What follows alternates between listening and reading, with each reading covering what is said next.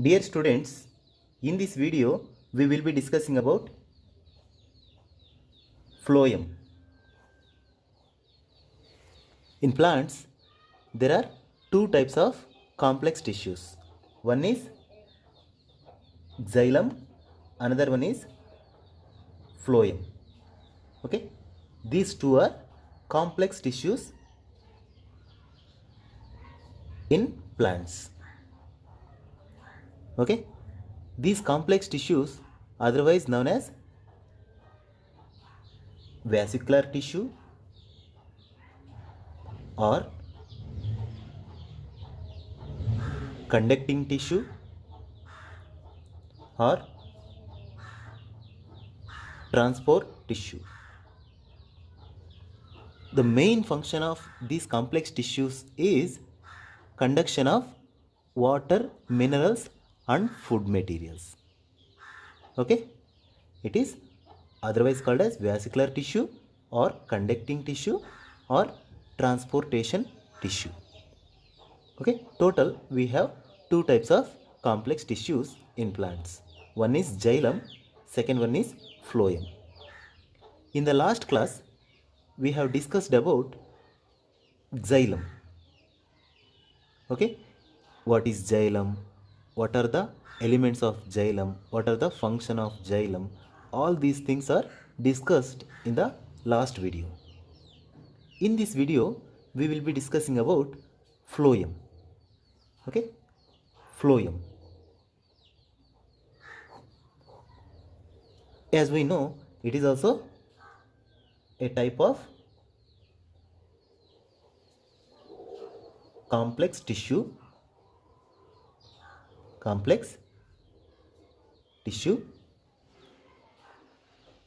It is a principal food conducting tissue. It is a principal food conducting tissue. Whereas xylem, it is a water and mineral conducting tissue. Phloem, it is a food conducting tissue. Okay, the term phloem coined by a scientist called Nageli. Even xylem also coined by Nageli only. Phloem, the term coined by Nageli in 1858. Actually, the term phloem, it is originated from Greek language. Okay, Greek language. In Greek, the word phloem means bark. Okay, the term given by a scientist Nageli, the word is originated from Greek language, which means bark. Okay, the term phloem means bark. Next, where it is located in plants.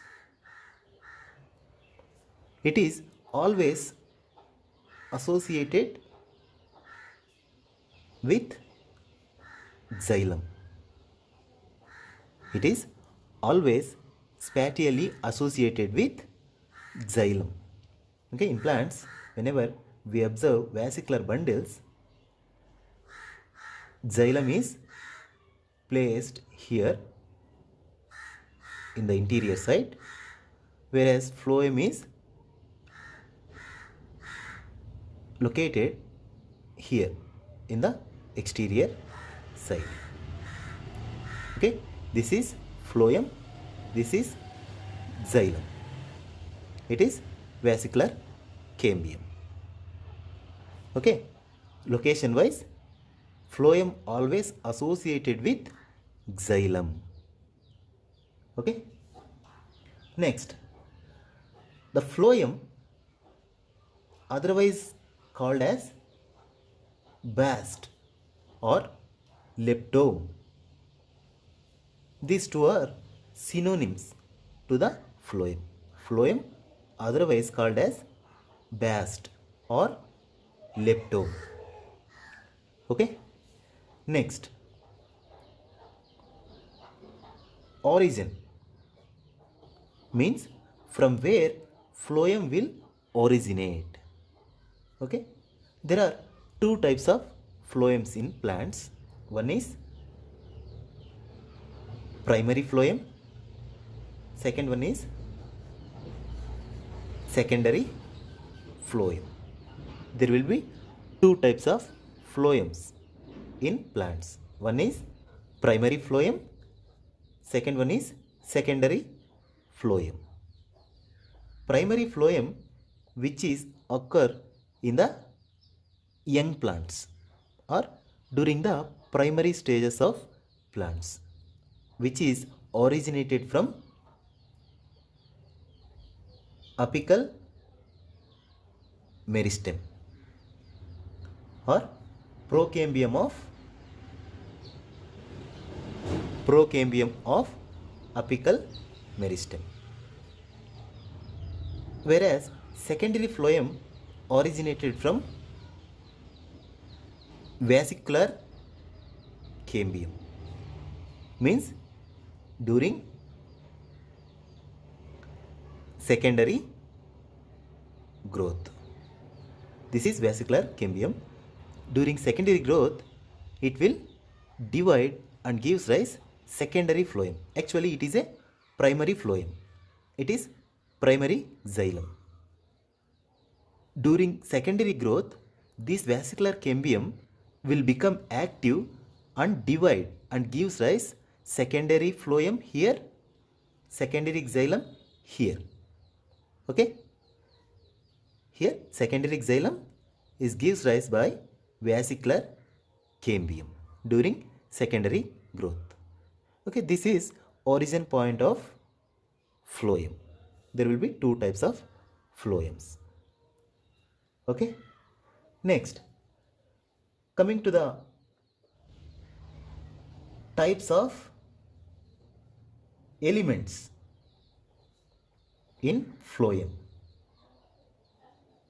We already discussed that xylem and phloem both are complex tissues. Complex means it consists different types of cells. Okay, that's why here we are discussing about types of elements in phloem. Here elements means it is nothing but cells. Okay, types of cells in phloem. We have seen types of elements in xylem also. Okay, xylem parenchyma, xylem vessels, xylem tracheids, xylem fibers, etc. Here also there will be different types of cells or elements in phloem. Okay, now we will see what are those elements or cells. The first one is sieve elements. Sieve elements. Second one is companion cells. Third one is phloem parenchyma. Fourth one is phloem fibers. Okay, these are the elements in phloem.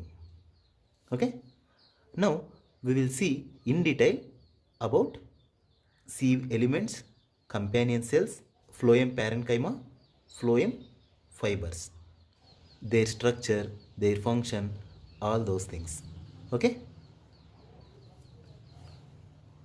now we will start with first element, that is sieve elements. Sieve elements. Sieve elements are a type of cells. A type of cells. These cells are living. Okay, these cells are living. The main function of sieve elements is transport of food materials. Transport of food materials. Here food means amino acids, sucrose solutes, some enzymes, etc. Okay, sieve elements are a special type of cells. Okay, they are living, they transport food materials. That is main function. Okay, here in the sieve elements we have two types. They are sieve cells and sieve tubes. These are the two types of cells within sieve elements. One is sieve cells, second one is sieve tubes. Okay. Next, coming to the cell wall. Here, the cell wall is made up of primary wall materials. They are cellulose or sometimes there will be pectin depositions. Okay, mainly the cell wall material is cellulose. Here there is no lignin depositions. That's why these are living cells. Okay, cell wall is made up of cellulose wall material, which is a primary cell wall material. Okay, next, now we will see little bit more about sieve cells and sieve tubes, how these are differ from each other. Okay, sieve cells. Sieve cells are elongated cells. Sieve cells are elongated cells with tapering ends. With tapering ends means acute ends. These are elongated cells with tapering ends. The function of sieve cell is transportation of food materials. Both in case of sieve cells and sieve elements, the main function is transportation of food materials. But here the difference is the structure and the sieve areas. Sieve areas means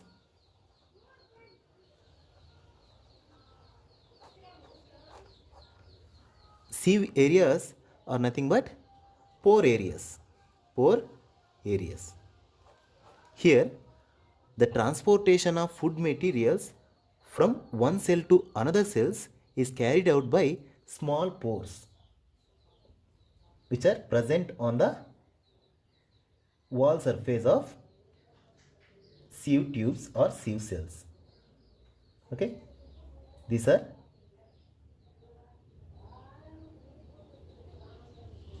pores useful for the translocation of food materials from one cell to another cells. Here, in case of sieve cells, these cells are elongated tube-like cells having tapering ends.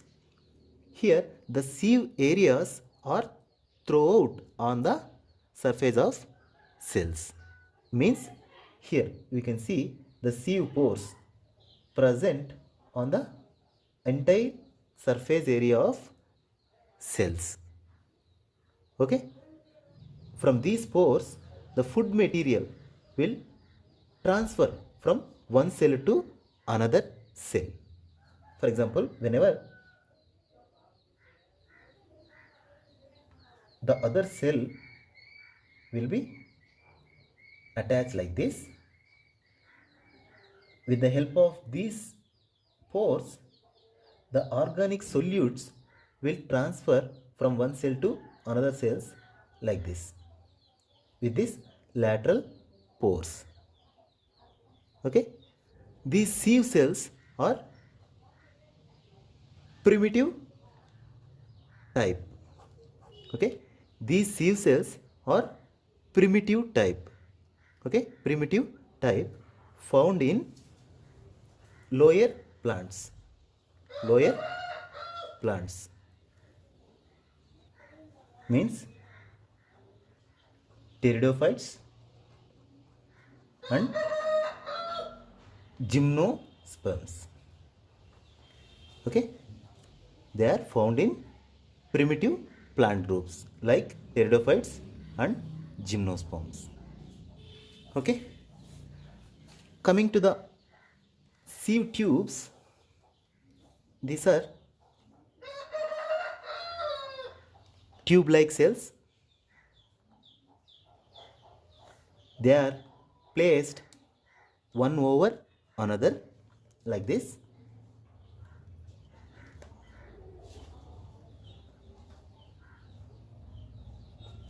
Okay, here the difference is these are also living cells, these cells also living cells. Okay, here the only difference is here the cells having flat ends or oblique ends, whereas in case of sieve cells the ends of the cells are tapering so that they are overlapping to each other. Due to these overlappings, here the organic solutes will transfer from one cell to another cells by the lateral movement. Okay, but here the cells having flat or oblique ends. Okay, here one more important point is here there will be sieve plates instead of sieve areas.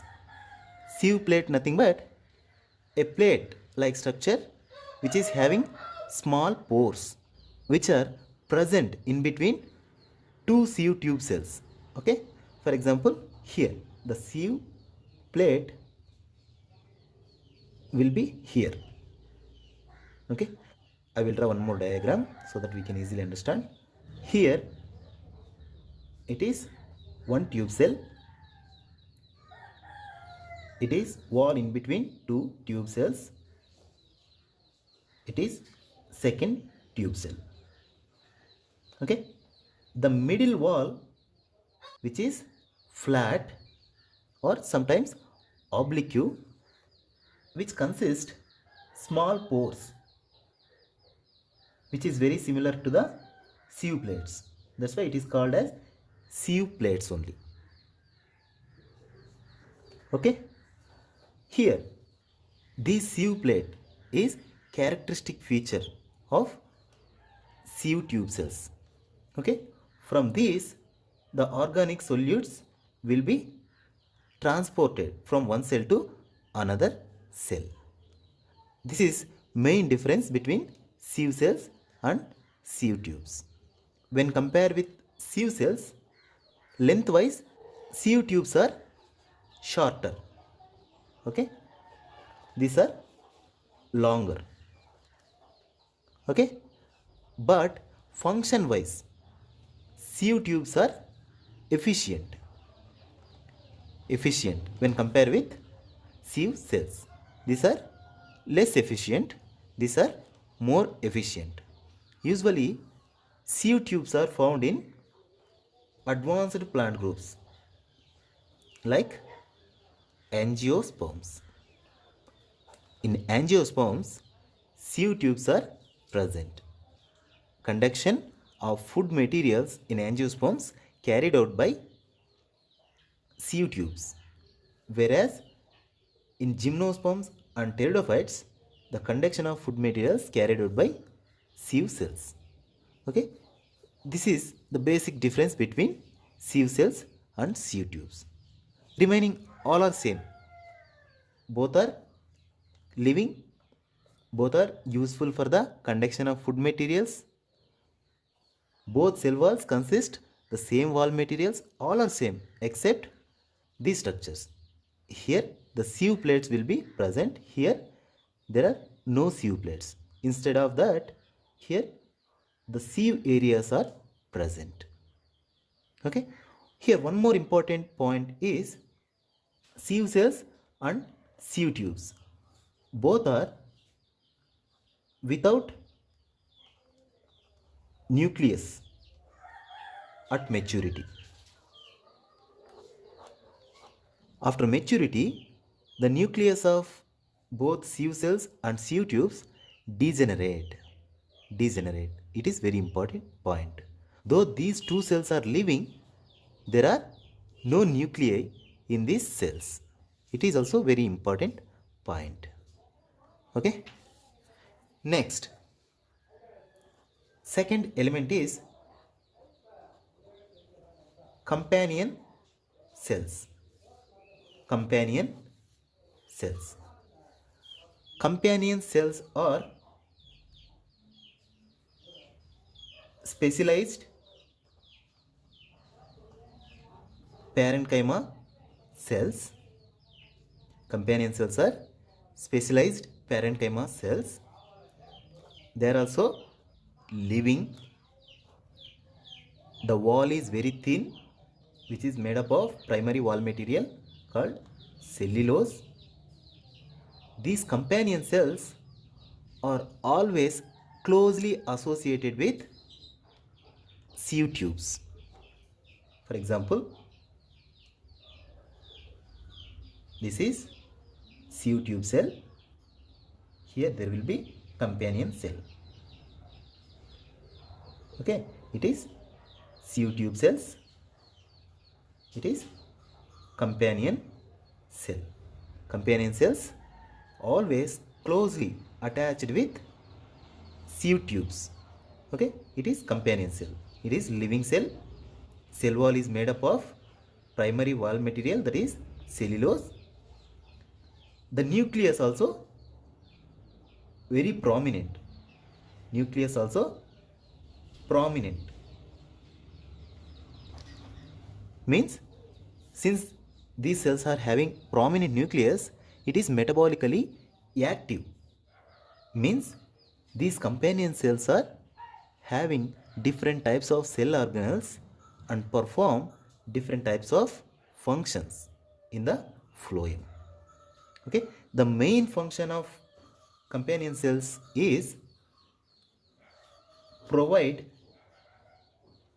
energy for the active transport of food materials in sieve tubes, in sieve tube cells. Okay, here in case of sieve tubes there are no nuclei. Okay, here nuclei is absent. Okay, but the energy whatever required for the active transport of food materials, it is acquired from companion cells. Okay, the energy whatever required for the active transportation of food materials, it is acquired from companion cells. Okay, from the companion cells the energy is taking in the form of ATPs. Okay, by using these ATPs, the tube cells transport or translocate the food materials from one cell to another cells against concentration gradient also. Okay, with the help of these sieve plates. And one more important point is companion cells only present in angiosperms. Angiosperms, or otherwise companion cells always associated with sieve tubes. Sieve tubes are present in angiosperms only. They are absent in gymnosperms and pteridophytes. That's why companion cells only present in angiosperms. Instead of companion cells, in gymnosperms and pteridophytes, there will be other type of cells called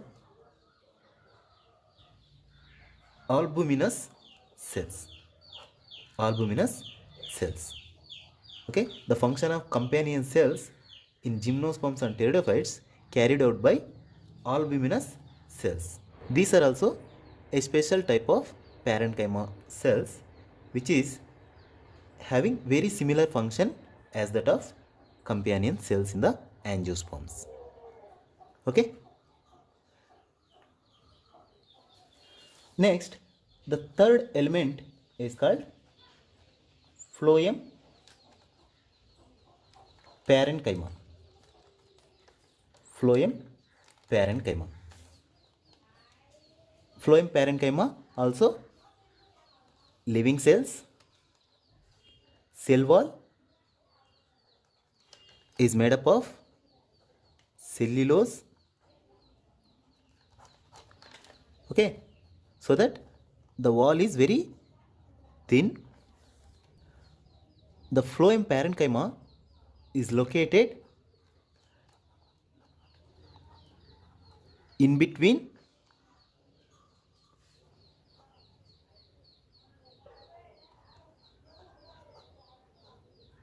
sieve elements and at the ends of sieve elements. These are located in between sieve elements and at the tips of or at the ends of sieve elements. These are useful for the conduction of food materials where the sieve tubes and sieve cells are absent. Okay, it is also useful for the storage of food materials. Storage of food materials. Okay, this is all about phloem parenchyma. The fourth one is phloem fibers, otherwise called bast fibers. These cells are sclerenchymatous dead cells because the walls of phloem fibers having lignin depositions, so that these cells are dead, having lumen inside of the cell. Okay, this is a phloem fiber having lignin wall and lumen. Here and there will be small pores called pits. Okay, pits. These phloem fibers are useful for the mechanical support to the plant. Okay, next there will be two types of phloem fibers based on the presence or absence of septa. Septa, it is nothing but a divisionary wall in the lumen. Whenever the wall is present in the lumen, the type of fibers are called as septate fibers. Septate fibers. Whenever the walls are absent, they are called as simple fibers. Okay, these are the two types of fibers based on the presence or absence of septa in the lumen. Okay, these are the only dead cells in phloem. Total we have 4 cells, of which only phloem fibers are dead, remaining 3 are living. Okay, this is all about phloem. Thank you.